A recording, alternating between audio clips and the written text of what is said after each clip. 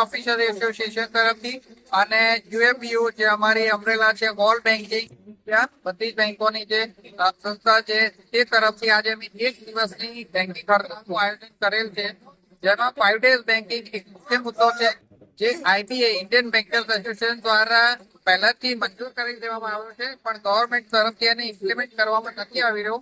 તે સંદર્ભે અમારી હડતાલ છે. અમારી સરકાર સામે એક જ માન્ય છે કે જ્યારે આરબીઆઈ અને બધી financial institute even central government પણ 5 days બેન્કિંગ 5 days રજાઓ પર છે, તો 5 days વર્કિંગ પર છે, તો બેંકેને પણ એ અધિકાર આપવામાં આવે. અને એ સંદર્ભે આજે આખા ભારતમાં દરેક બેંકો એ હડતાલ પર છે. આજે નડિયાદમાં પ્રોગ્રામ થઈ રહ્યો છે. એ સિવાય ભારતના દરેક જગ્યાએ બ્રાન્ચે અમારા કર્મચારીઓ આ રીતે હડતાલ પર છે. અમારી ગવર્મેન્ટ પાસે એક જ માંગ છે, ઇમ્પ્લિમેન્ટ 5 days બેન્કિંગ જે અમારો હક અધિકાર છે અને આઈટીએ દ્વારા મંજૂર કરવામાં આવ્યો છે, પણ એક નહીં ને બીજે કારણે ગવર્મેન્ટ આજે એને ઇમ્પ્લિમેન્ટ નથી કરી રહી. તો એ સંદર્ભે અમે આ હડતાલ પર છીએ.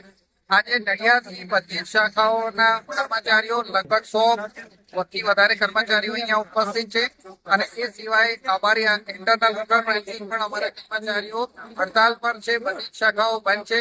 પબ્લિકને કોઈ હેરાનગતિ ન થાય એ માટે અમે બધી વ્યવસ્થાઓ કરેલી છે. પબ્લિક સાથે કે પબ્લિકને તકલીફ પડે એવી કોઈ જ કાર્યવાહી અમે નથી, પણ અમારી આવાજ છે કે જે ગવર્મેન્ટ સુધી પહોંચે તે માટે આજે એક દિવસીય હડતાલ કરવામાં આવી રહી છે.